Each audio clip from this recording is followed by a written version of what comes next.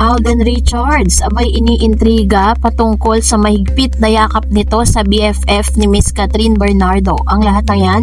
But before that, if you haven't subscribed yet to my YouTube channel, please don't forget to like, share, and subscribe at i-hit mo na rin ang notification bell for more showbiz updates. Of course, bago tayo magsimula sa ating updates for today's video, nais kong ipaabot ang aking pasasalamat sa inyo pong palagi ang panonood, pagpili dito po sa ating channel. Maraming salamat po sa araw-araw po ninyong panonood, patungkol po sa ating mga latest updates kay Catherine and Alden Richards.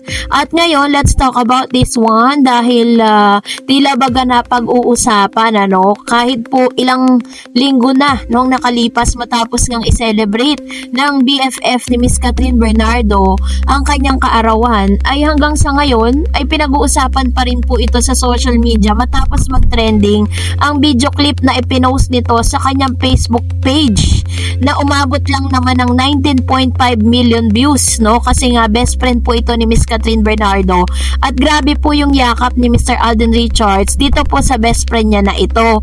And dahil po dito, syempre naglabas po ng ilang mga statement ang netizen at tila baga may napansin sila dito po sa pangyayaring ito. Syempre alam nyo na, lahat na lang po talaga may komento ang bawat isa, dahil parehong March celebrator sina Catherine Bernardo at Julia Montes na tinuturing na mag-BFF. Hindi rin maialis na close sila sa isa't isa dahil malalim na ang kanilang pinagsamahan since Mara Clara days. May common denominator din ang dalawa dahil pareho silang naging leading lady sa mga pelikula ni Alden Richards na parehong blockbuster. Sa isang portal naman, pinag-usapan ng video kung saan scene si Tisoy na dumalo sa birthday ni Julia, nakapareha niya sa 5 breaks up in a romance. At bongga si Alden, niregaluhan ng signature Louis Vuitton brand si Julia. Base rin sa kanilang interaksyon, makikitang nasabik talaga sila sa isa't isa dahil sa pagyakap ni Julia kay Alden. Nakabaligtaran na masasabi sa kaso ni Kat dahil walang paramdam ang be-dimpled actor nung nakaraang kaarawan ng kanyang Hello Love Again screen partner. Dahil dito ginagawa ng issue ng mga netizen ang closeness ni Alden kina Kat at Julia. Sabi nila, mas sakalam daw si Julia kay Alden kaysa kay Catherine.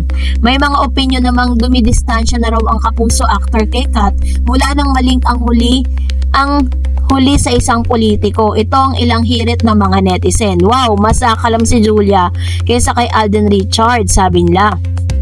Pero di pa rin siya nakalimutan ni Tisoy. Baka off limit na si Alden dahil pinagbawalan. Feeling ko dumidistansya lang si Tisoy.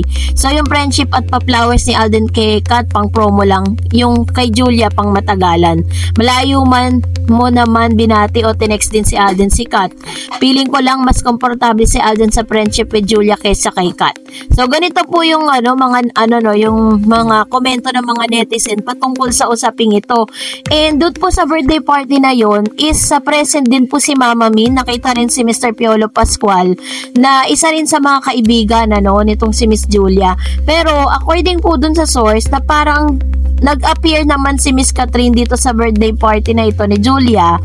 Pero parang late na siya dumating dahil may mga errands po siya na inatenan during that time. Pero kung mapapansin niyo, kung i-interpret niyo yung mga movement nitong si Julia tsaka si Mr. Alden, dahil alam po ng lahat, everybody knows na kahit po magyakapan sila or maging sweet sila sa isa't isa, wala pong magiging intriga doon dahil alam ng lahat na jowa nitong si Julia, itong si Mr. Coco Martin. Pero kung si Miss Catherine at si Alden Richards ang gumawa niyan, paniguradong sabog lahat yan sa social media at pag-uusapan ng todo.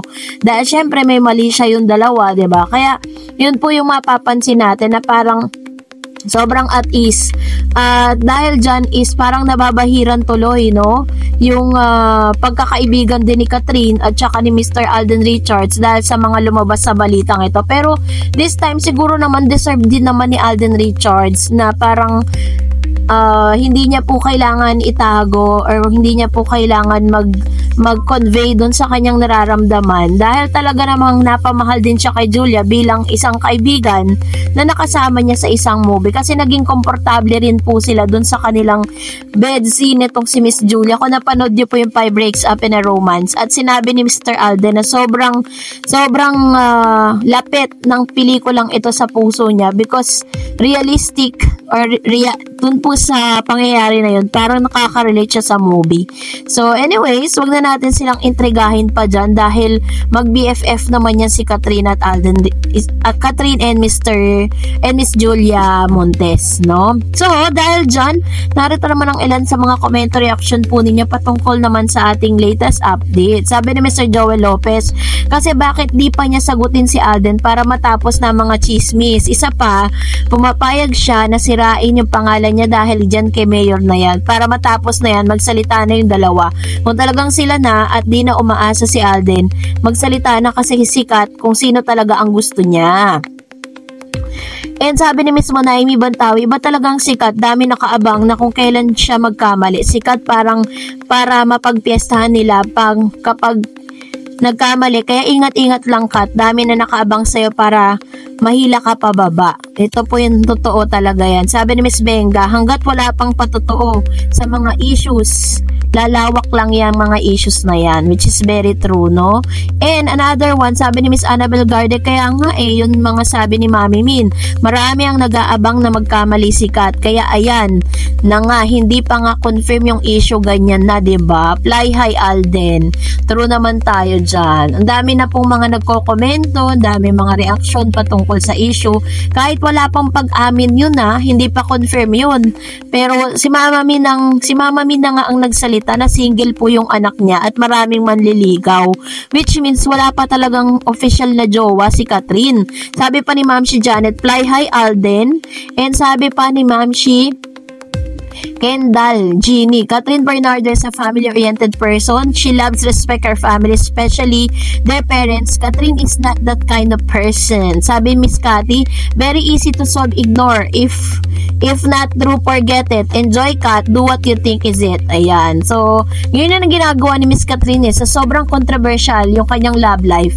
Parang dead man na lang siya sa mga issue at never po siyang sumagot. At kung mapapansin ninyo, diba, nagkaroon po sila ng interview sa PGT. Kasi ang ginagawa po dyan, bago interviewin yan, may mga may copy na po yung mga artista na i-interviewin kung ano yung itatanong. Ngayon, nandun po sa artista kung sasagutin nila yung mga tanong, i-check nila doon kung ano yung gusto nilang sagutin at kung ano yung ayaw nila. Ang tawag po doon is parang scripted interview. Ayun. May mga nakahanda ng tanong. And sabi ni Ma'am si Annalyn, Miss Tareds, I'm silent viewers mo, nakakalungkot naman, sobrang fan ako ni Kat. For now, ang tanong ko po, Ashley po ay matagal nang hindi naging okay. Baka mamaya yung mayor na yan, ang dahilan. Nako, bakit naman ganito nangyayari? Baka sila ni Mami Min umabot din sa point na di magkasundo. Actually po, yung issue na yon, yung parang binoykot di umano ni Miss Catherine Bernardo yung pa-birthday surprise ni ni Mama Min ng pamilya niya, yun po ay wala pang confirmation, yan po ay galing lang. Doon di po natin alam kung reliable source yung sinasabi ng Marisol Academy kasi may mga nilalabas din silang balita na hindi tumutugma doon sa lumalabas.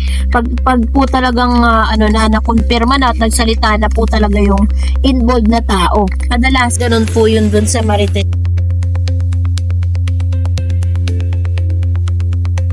Lumabas din ang totoo na for the movie lang yung ginawa nila Kat at Alden o maaaring nag-backout na si Alden dahil na rin sa mga lumalabas sa balita tungkol kay Summer at Mayor Alcala kung kaya't nag-backout na si Alden sa paniligaw kay Kat. Kaya siguro nasabi ni Kat na she feeling lost. Ayun. So actually, kaya niya nasabing she feeling lost kasi nga, 'di ba parang nagpaplano siya na magsolo na. Sabi ni Miss Mavela, walang basihan noong pambansang Marites nagkalat tungkol sa chismis ng pagkikita pagitan ni Catherine and her ex, Daniel Padilla, na walang basihan. Si Catherine ang binash ng marami. At ito na naman dahil kay OG Diaz na nag-umpisa at nagkalat ng chismis tungkol daw sa pagiging majowa na raw ni Catherine at ang mayor, again without basihan. Si Catherine naman ang binabash. All of this because Catherine's never talks, never confirm, and feel unbothered kahit nga naghiwalay sila ng kanyang ex wala siyang, totoo naman, 'di ba? Lahat po ng mga issue na binabato kay Miss Catherine, never po siyang nagsalita or parang nagbigay ng side of the story niya.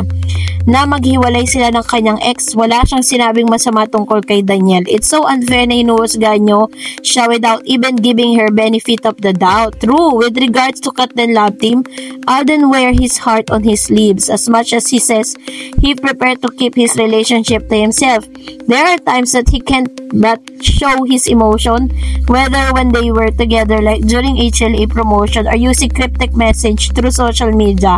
On the other hand, Catherine, so, ito yung maganda yung comment dito ni Ma'am Shi, talagang nahimay-himay niya mga pangyayari. At believe din ako kay Catherine kasi kahit ano pong mga intriga ang kumakalat, kasi yung posibleng hindi po yan nakakarating sa kanya And, na sinasabi ng mga kasamahan niya like, this is very tahimik. She helped people's from her mouth. Marami siyang charity pero hindi niya pinupubliko. Naririnig natin yan galing sa mga taong ang papuri ay pagkamabait at malalahanin niya sa mga tao around her. My point is, sinusga natin si Catherine sa relationship niya kay Alden without knowing kung ano talagang meron between the two. Puro speculation lang based on chismis.